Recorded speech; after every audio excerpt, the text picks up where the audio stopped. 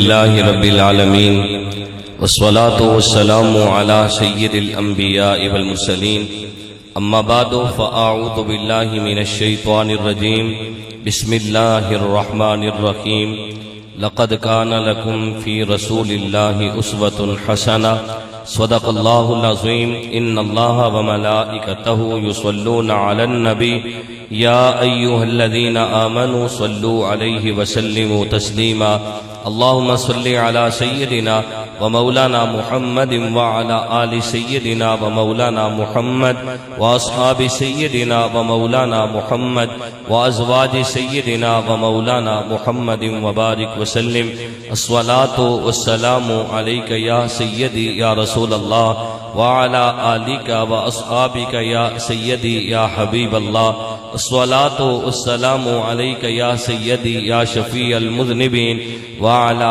آلك وأصحابك يا سيدي يا رحمة للعالمين۔ اللہ رب العالمین کی حمد و ثنا اور کریم نبی صلی اللہ علیہ وآلہ وسلم کی بارگاہ اقدس میں ہدیہ درود و سلام پیش کرنے کے بعد نہایتی واجب الاحترام بحد عزت احترام کے لائق معزز حاضرین و سامعین، قرآن مجید فرقان حمید کی ایک آیہ مقدسہ کا مختصر سا حصہ آپ احباب کے سامنے تلاوت کیا۔ اللہ رب العالمین کی بارگاہ میں دعا کرتا ہوں اللہ مجھے حق بات کہنے کی، آپ کو سمجھنے کی، اور سمجھنے سمجھانے کے بعد اللہ ہم سب کو اس پہ عمل کرنے کی توفیق عطا فرمائے۔ حاضرین محترم، ہم اگر اپنے گرد و نواح کا جائزہ لیں تو آج ہمارے معاشرے میں جو برداشت ہے وہ بالکل ختم ہو چکی ہے۔ آج کا جو موضوع ہے، میں صرف اصلاحی حوالے سے چند باتیں آپ احباب کے گوش گزار کروں گا کہ نبی صلی اللہ علیہ وآلہ وسلم کا میلاد منانے کا مقصد کیا ہونا چاہیے کہ ہم اس طرح کی محافل میں جائیں یا اس طرح کی محافل کرائیں تو اپنے نبی صلی اللہ علیہ وآلہ وسلم کی سیرت وہ لوگوں تک پہنچائیں۔ نبی صلی اللہ علیہ وآلہ وسلم کی مقدس زندگی ہمارے لیے مشعل راہ ہے۔ نبی کریم صلی اللہ علیہ وآلہ وسلم کے ہم امتی ہیں۔ دیکھیں، میں بالکل شروع میں ایک بات عرض کر کے اپنی بات کو آگے لے کے چلوں گا۔ ہمارے گھر کے اندر کوئی ایسا پودا لگ جائے جس کے ساتھ نہ پھل لگتے ہوں، نہ پھول لگتے ہوں، نہ وہ سایہ دیتا ہو، تو کوئی بندہ بھی ایسے پودے کو اپنے گھر میں پانی دینا، اس کی گوڈی کرنا، اس کی حفاظت کرنا یا اس کو کھاد ڈالنا گوارا کرنا تو دور کی بات ہے، بندہ اس کو گھر میں دیکھنا بھی گوارا نہیں کرتا، اکھاڑ کے پھینک دیتا ہے۔ اور اس کے برعکس کوئی ایسا پودا جو پھل بھی دیتا ہو، پھول بھی دیتا ہو، سایہ بھی دیتا ہو، ہم اس پودے کی حفاظت بھی کرتے ہیں، اس کی گوڈی بھی کرتے ہیں، اس کو پانی بھی ٹائم پہ لگاتے ہیں، اور ہر طرح سے اس کی حفاظت بھی کرتے ہیں کہ جانور اس کو نقصان نہ دیں، سردی پڑ جائے تو اس کو سردی کی وجہ سے نقصان نہ پہنچے، اس کو وقت پہ کاٹتے بھی ہیں۔ کیوں؟ اس لیے کہ اس نے چھاؤں بھی دینی ہے، اس نے پھل بھی دینا ہے، اس نے پھول بھی دینے ہیں۔ یہی چیز ایک اچھے اور برے انسان میں دیکھی جا سکتی ہے کہ جس کے اخلاق جتنے زیادہ اچھے ہوں، اللہ کی مخلوق اس سے اتنی محبت کرتی ہے، اللہ کی مخلوق اس سے اتنا پیار کرتی ہے، اور جس کے اخلاق اچھے نہ ہوں اللہ کی مخلوق اس سے دور رہتی ہے۔ اور نبی صلی اللہ علیہ وآلہ وسلم کی ایک حدیث شریف کا مفہوم عرض کرتا چلا جاؤں۔ میرے نبی صلی اللہ علیہ وآلہ وسلم نے ارشاد فرمایا، مومن تو الفت و محبت کا مرکز ہے، اس شخص میں کوئی بھلائی نہیں جو اللہ کی مخلوق سے محبت نہیں کرتا اور اللہ کی مخلوق اس سے محبت نہیں کرتی۔ آپ سے گزارش کروں گا آپ میرے بالکل سامنے آ جائیں تاکہ مجھے آپ کو دیکھنے میں آسانی ہو۔ آپ بالکل سائڈ پہ ہو کے بیٹھے ہوئے ہیں یا میرے سامنے آئیں تاکہ مجھے بھی بات کرنے میں بھی آسانی ہو، آپ کو سمجھنے میں بھی، کیونکہ ویسے بھی ابھی فی الحال اتنے لوگ نہیں ہیں۔ میرا بیان بالکل آخر میں ہونا تھا، تو میں نے خود جو ساتھی مہمان آئے ہوئے ہیں ان سے میں نے عرض کی ہے کہ ابھی ہمارے جو مسجد میں جو بھی ساتھی آنے والے ہیں بہت کم ہیں، تو میں پہلے بیان کر لیتا ہوں. آپ میرے بعد ایک مولانا ابراز صاحب ہیں، ان کا بیان ہونا ہے، اور اس کے بعد کلیم اتاری صاحب ہیں، ان کی نعت شریف ہونی ہے. ہمارے ملک پاکستان کے بڑے مشہور و معروف نعت خواں ہیں. اللہ رب العالمین ان کے علم و عمل میں مزید برکتیں عطا فرمائے. تو میں عرض کر رہا تھا، میرے نبی صلی اللہ علیہ وآلہ وسلم نے ارشاد فرمایا، مومن الفت و محبت کا مرکز ہے. اس شخص میں کوئی بھلائی نہیں جو اللہ کی مخلوق سے محبت نہیں کرتا اور اللہ کی مخلوق اس سے محبت نہیں کرتی. اور جو بندہ اللہ کی رضا کے لیے اللہ کی مخلوق سے محبت کرتا ہے، اللہ کی رضا کے لیے اللہ کی مخلوق سے پیار کرتا ہے، اللہ رب العالمین اس کو عطا کیا کرتا ہے؟ اللہ رب العالمین اس کو اپنی محبت عطا کرتا ہے. اور اس پہ بھی میں نبی کریم صلی اللہ علیہ وآلہ وسلم کی ایک حدیث شریف کا مفہوم عرض کر کے اپنی بات کو آگے لے کے چلوں گا. میرے نبی صلی اللہ علیہ وآلہ وسلم نے ارشاد فرمایا، بنی اسرائیل کا دور تھا، ایک بندہ اپنے کسی بھائی کو ملنے کے لیے جا رہا تھا. اللہ رب العالمین نے اس کی راہ گزر میں ایک فرشتے کو بٹھایا. جب وہ بندہ اس فرشتے کے پاس سے گزرا تو وہ جو فرشتہ تھا انسانی شکل میں تھا. اس فرشتے نے اس کو سلام کیا. سلام کرنے کے بعد اس سے پوچھا، بھائی کہاں جا رہے ہو؟ اس نے کہا، فلاں بستی میں جا رہا ہوں. کس سے ملنے کے لیے جا رہے ہو؟ کہنے لگا، فلاں بندہ ہے، اس سے ملنے کے لیے جا رہا ہوں. اب اس فرشتے نے اس بندے سے پوچھا، اس بندے نے تیرے اوپر کوئی احسان کیا ہے اس لیے اس کو ملنے جا رہے ہو؟ کہنے لگا نہیں. کہا، اس کے ساتھ تیرا کوئی لین دین کا معاملہ ہے اس لیے جا رہے ہو؟ اس نے کہا نہیں. کہا، پھر کس لیے جا رہے ہو؟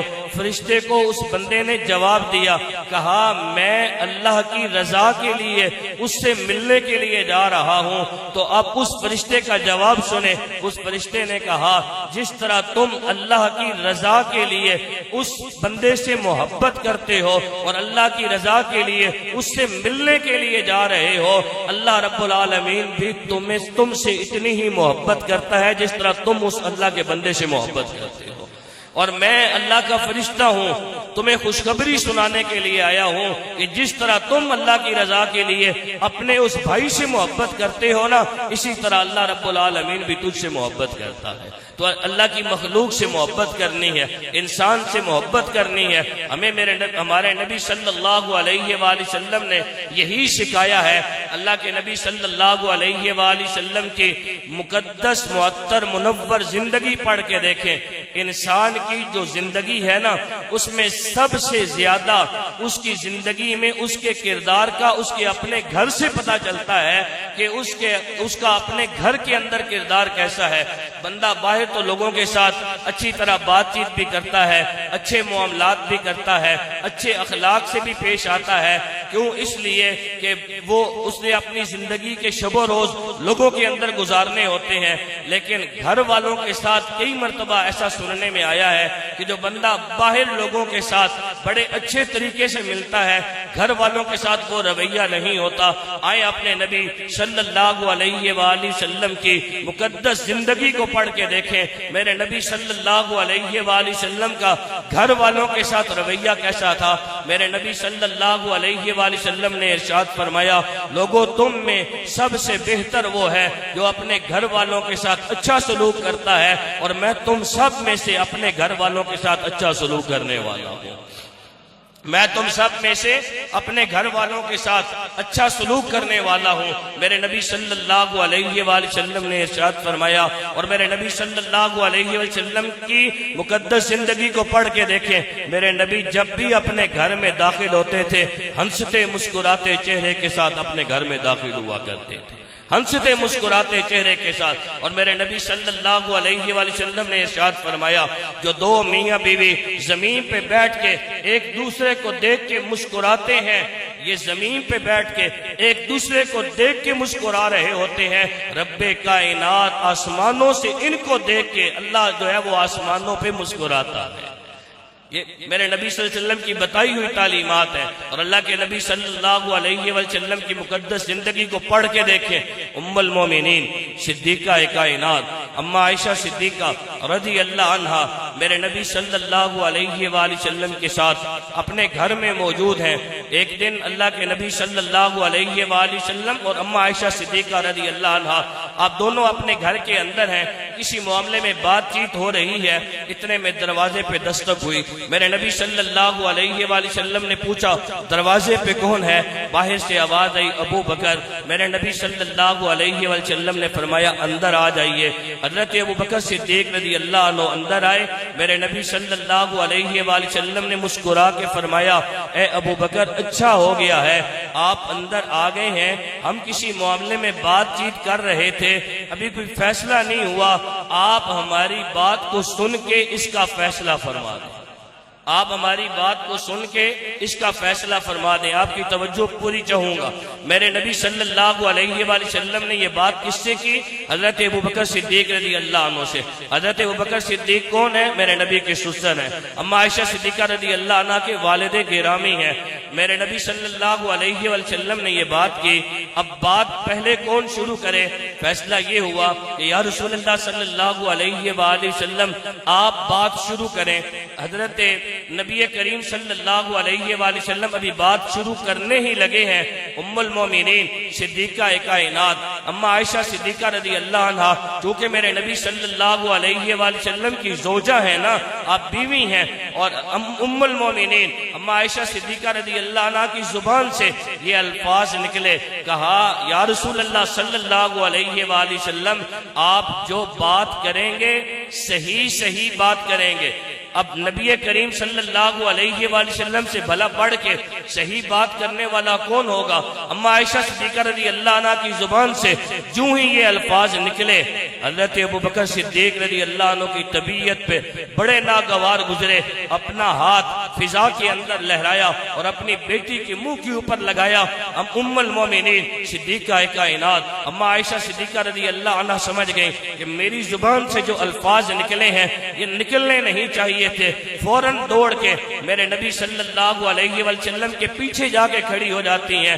اب اگر آج کا کوئی شخص ہوتا تو وہ یہ کہتا کہ آپ نے جو کام کیا ہے ٹھیک کیا ہے، ان کے ساتھ یہی معاملہ کرنا چاہیے تھا، میں اتنا بڑا ہوں، میرا خاندان میں نام ہے، میرا لوگوں میں نام ہے، لیکن اللہ کے نبی صلی اللہ علیہ وآلہ وسلم کی مقدس زندگی دیکھیں، میرے نبی صلی اللہ علیہ وآلہ وسلم سمجھ گئے، فوراً میرے نبی صلی اللہ علیہ وآلہ وسلم نے حضرت ابو بکر صدیق رضی اللہ عنہ سے یہ کہا اے ابو بکر میں نے آپ کو تھپڑ مارنے کے لیے تو نہیں بلایا تھا، میں نے تو آپ کو فیصلہ کرنے کو کہا تھا، آپ چلے جائیں، ہم اپنی اس بات کا فیصلہ خود کر لیں گے، ہم اپنے اس معاملے کا فیصلہ خود کر لیں گے۔ حضرت ابو بکر صدیق رضی اللہ عنہ چلے گئے۔ اب میرے نبی صلی اللہ علیہ وآلہ وسلم پھر بھی کہہ سکتے تھے اما عائشہ صدیقہ رضی اللہ عنہ سے کہ آپ نے یہ کیسے الفاظ استعمال کیے، نہیں، میرے نبی صلی اللہ علیہ وآلہ وسلم نے ایسی کوئی بات نہیں کہی، بلکہ میرے نبی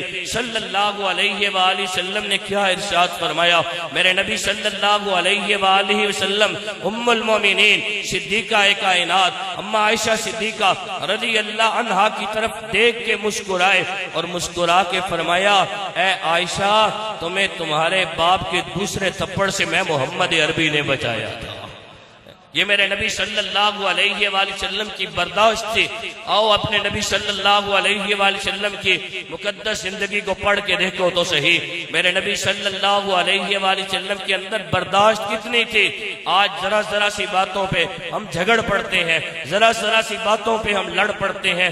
اللہ کے نبی صلی اللہ علیہ وآلہ وسلم اپنے گھر میں تشریف فرما ہے، ایک یہودی آتا ہے، یا رسول اللہ صلی اللہ علیہ وآلہ وسلم آپ کا مہمان بننا چاہتا ہوں، رات آپ کے پاس گزارنا چاہتا ہوں۔ میرے نبی صلی اللہ علیہ وآلہ وسلم نے فرمایا ٹھیک ہے میرے پاس رہیے، آپ کو بستر بھی دیا جائے گا، کھانا بھی دیا جائے گا، اس کو بستر بھی اچھا دیا جاتا ہے، کھانا بھی دیا جاتا ہے، رات وہ ضرورت سے زیادہ کھانا کھا لیتا ہے، صبح کا وقت ہوتا ہے، میرے نبی صلی اللہ علیہ وآلہ وسلم نماز پڑھانے کے لیے جاتے ہیں، ادھر اس یہودی کے ساتھ معاملہ کیا پیش آتا ہے، اس یہودی کا پیٹ خراب ہو جاتا ہے، بدہضمی وغیرہ ہو جاتی ہے، اس کا جب پیٹ خراب ہوا اپنے کپڑے بھی خراب ہو گئے، وہ بستر جس کے اوپر وہ سو رہا تھا وہ بستر بھی خراب ہو گیا۔ میرے نبی صلی اللہ علیہ وآلہ وسلم نماز پڑھانے کے لیے مسجد میں گئے ہوئے ہیں۔ اب اس نے کیا کیا، وہ گندا بستر چھوڑا اور چھوڑ کے خود اپنے منزل کی طرف روانہ ہو گیا۔ جب آدھے راستے میں پہنچتا ہے اس کو یاد آیا میری جو تلوار تھی وہ تو محمد صلی اللہ علیہ وآلہ وسلم کے گھر میں رہ گئی ہے۔ اب سوچنے لگا واپس جاتا ہوں، ابھی تو محمد صلی اللہ علیہ وآلہ وسلم نماز پڑھا کے واپس نہیں آئے ہوں گے، میں تلوار لوں گا واپس آ جاؤں گا۔ اب جب وہ میرے نبی صلی اللہ علیہ وآلہ وسلم کے گھر کے پاس پہنچتا ہے، حیرت کی انتہا نہ رہی۔ وہ گندا بستر کہ جو اس نے میرے نبی صلی اللہ علیہ وسلم کا دیا ہوا بستر جو گندا کیا تھا، اللہ کے محبوب نبی صلی اللہ علیہ وآلہ وسلم اپنے ید اللہ والے گورے گورے ہاتھوں سے اس بستر کو خود دھو رہے ہیں۔ تلوار تو بھول گئی، میرے نبی صلی اللہ علیہ وآلہ وسلم کے دامن سے وابستہ ہوا اور وابستہ ہو کے کہنے لگا اے اللہ کے محبوب نبی مجھے کلمہ پڑھا کے مسلمان کر دیجیے، مجھے کلمہ پڑھا کے مسلمان کر دیجئے۔ حضرت زید بن ثانی رضی اللہ عنہ، اللہ نے اگر زندگی دی میرا گلا ٹھیک ہوا، آج گلا بہت زیادہ خراب ہے، انشاءاللہ 19 تاریخ کو جو محفل آ رہی ہے میں پوری عربی عبارت کے ساتھ آپ کو یہ واقعہ سناؤں گا، آج صرف مفہوم آپ کو جو ہے وہ سنا دیتا ہوں۔ حضرت زید بن ثانی رضی اللہ عنہ یہ یہودیوں کے بہت بڑے عالم تھے، بعد میں انہوں نے کلمہ پڑھا اور یہ مسلمان ہوئے۔ غزوہ تبوک سے واپسی پہ ان کی وفات ہوئی اور حضرت عبداللہ بن سلام رضی اللہ عنہ ان کا اسلام قبول کرنے کا واقعہ جو ہے وہ لکھتے ہیں کہ انہوں نے اسلام کو کیسے قبول کیا تھا۔ حضرت زید بن ثانی رضی اللہ عنہ کہ میرے نبی صلی اللہ علیہ وسلم کی برداشت دیکھیں، اللہ کے محبوب نبی صلی اللہ علیہ وآلہ وسلم کے اندر برداشت کتنی تھی۔ حضرت زید بن ثانی رضی اللہ عنہ کہتے ہیں میں نے تورات پڑھی، انجیل پڑھی اور جتنی نشانیاں محمد صلی اللہ علیہ وآلہ وسلم کی آخری نبی کی انجیل زبور کے اندر لکھی ہوئی تھی وہ ساری کی ساری نشانیاں میں نے محمد عربی صلی اللہ علیہ وآلہ وسلم کے چہرہ اقدس کے اندر دیکھی۔ وہ ساری کی ساری نشانیاں میں نے نبی کریم صلی اللہ علیہ وآلہ وسلم کے چہرہ اقدس کے اندر دیکھ لی۔ کہتے لوگوں دو نشانیاں ایسی تھیں جو میں دیکھ نہیں سکا، وہ اس وقت تک مجھے پتہ نہیں چل سکتی تھی جب تک معاملہ پیش نہ آئے۔ پہلی نشانی یہ تھی کہ ان کا جو حلم ہوگا یعنی برداشت ہوگی وہ ان کے غصے پہ سبقت لے جائے گی، ان کا حلم جو ہوگا جو برداشت ہوگی وہ ان کے غصے پہ سبقت لے جائے گی۔ اور دوسری نشانی یہ تھی جو کوئی بھی ان کے ساتھ جتنا جہالت والا سلوک کرے گا محمد عربی صلی اللہ علیہ وآلہ وسلم اس کے ساتھ جہالت والا سلوک نہیں کریں گے، اللہ کے نبی اس کو اتنا معاف کر دیں گے۔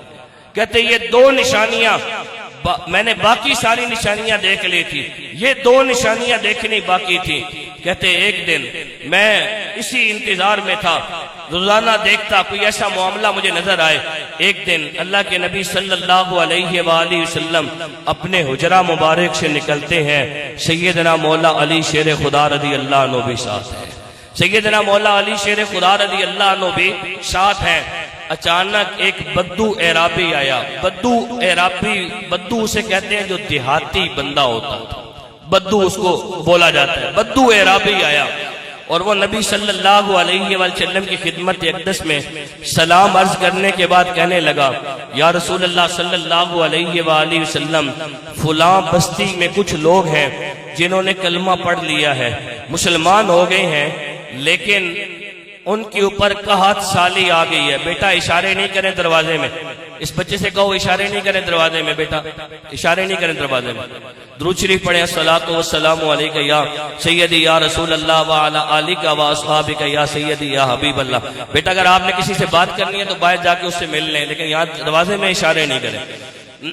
بدو اعرابی آیا، نبی کریم صلی اللہ علیہ وآلہ وسلم کی خدمت اقدس میں سلام عرض کرنے لگا اور عرض کرنے کے بعد کہتا ہے یا رسول اللہ صلی اللہ علیہ وآلہ وسلم فلاں بستی کے لوگ ہیں، انہوں نے کلمہ پڑھا ہے، مسلمان ہو گئے ہیں، لیکن ان کے اوپر قحط سالی آ گئی ہے، اگر آپ کچھ مدد کرنا چاہیں مال کے ذریعے سے یا پیسے کے ذریعے سے تو مجھے دے دیں، میں آپ کا دیا ہوا وہ مال، آپ کا دیا ہوا وہ پیسہ ان لوگوں تک پہنچا دوں گا۔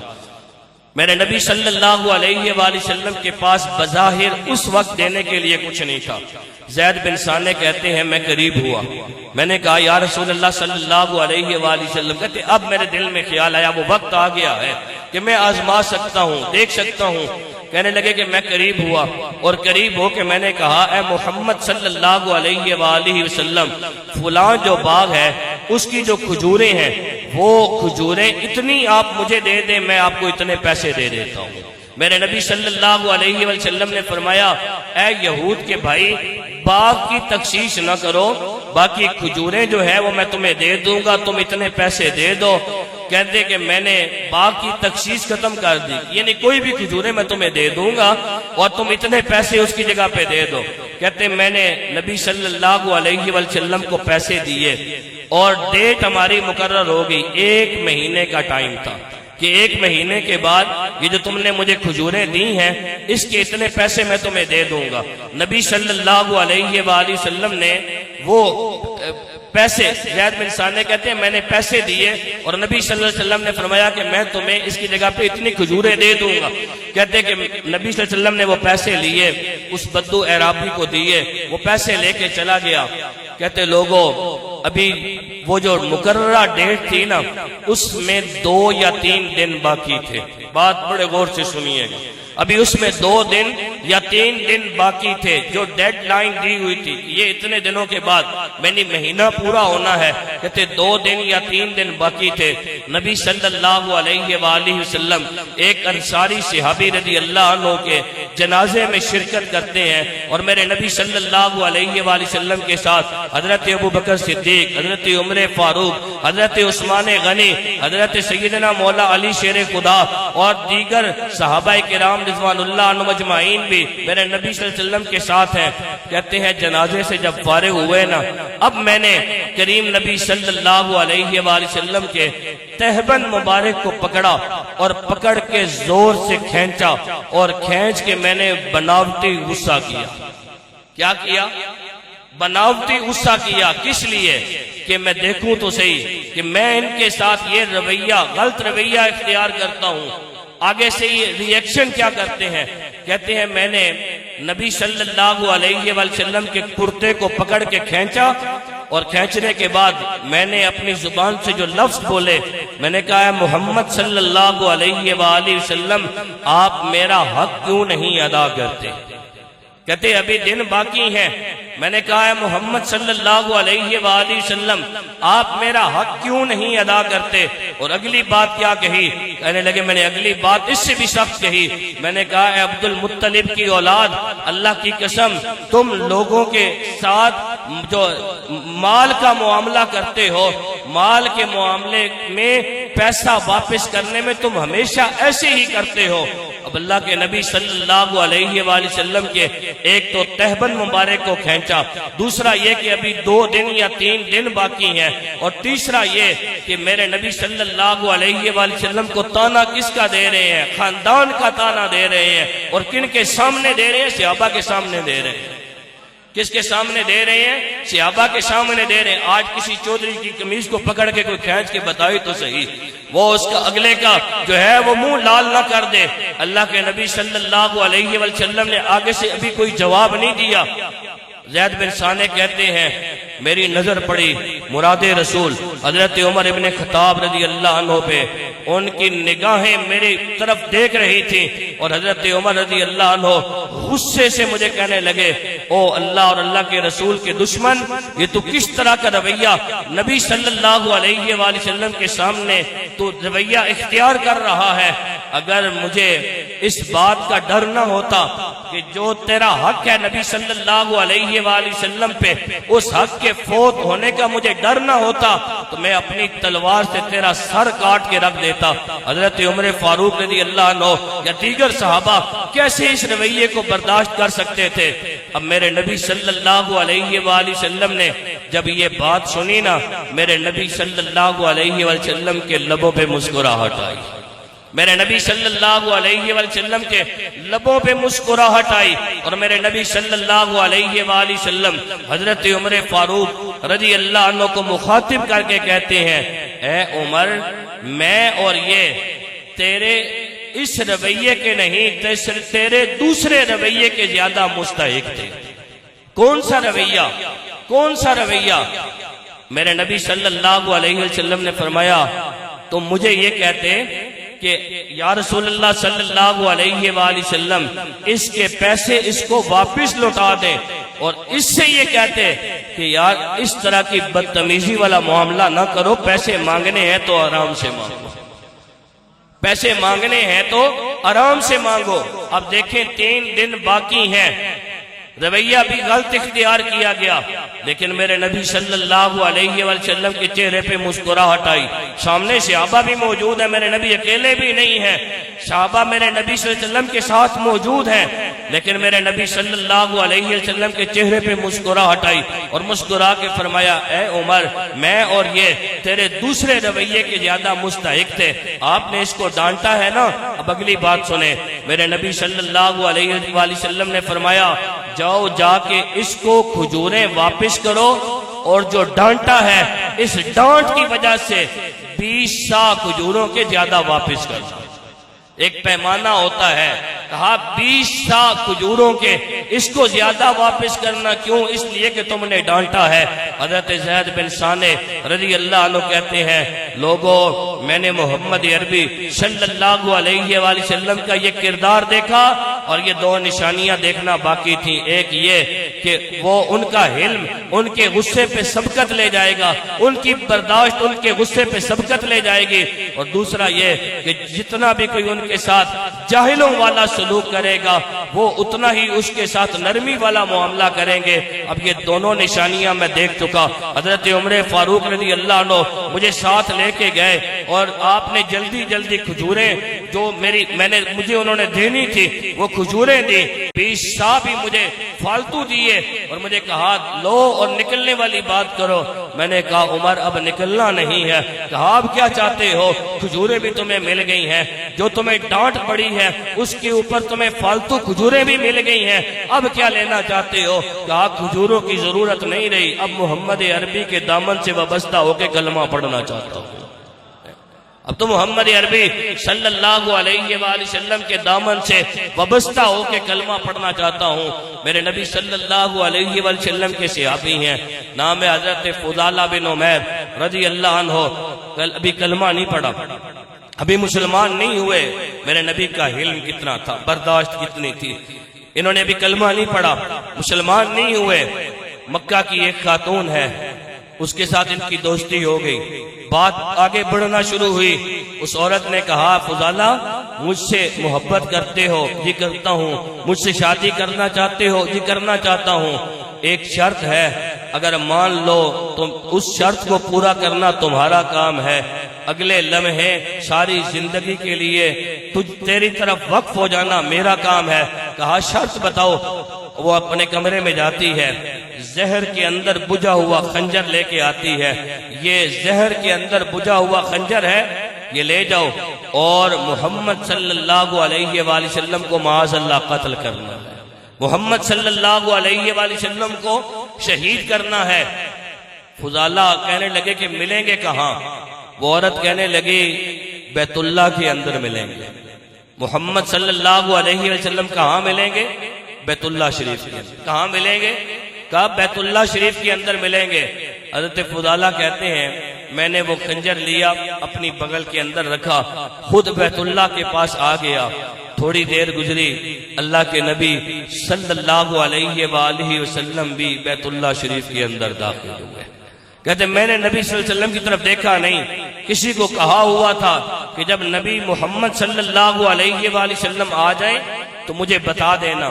کہنے لگے کہ مجھے اس نے بتایا، اب میں ہوشیار ہو کے کھڑا ہو گیا کہ جب محمد صلی اللہ علیہ وآلہ وسلم بیت اللہ شریف کا طواف کریں گے میں پیچھے جا کے حملہ کر دوں گا، نماز کی حالت میں ہوں گے، سجدے میں جائیں گے، میں پیٹھ پہ وار کر دوں گا۔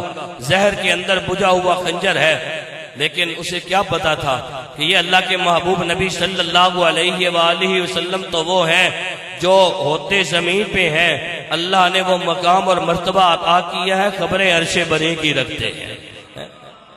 فضالہ کہتے ہیں میرے نبی صلی اللہ علیہ وسلم قریب آئے،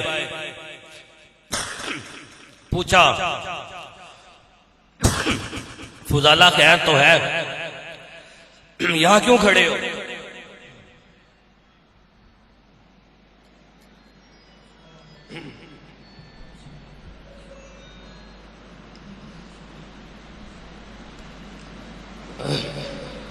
پوچھا فضالہ خیر تو ہے، یہاں کیوں کھڑے ہو؟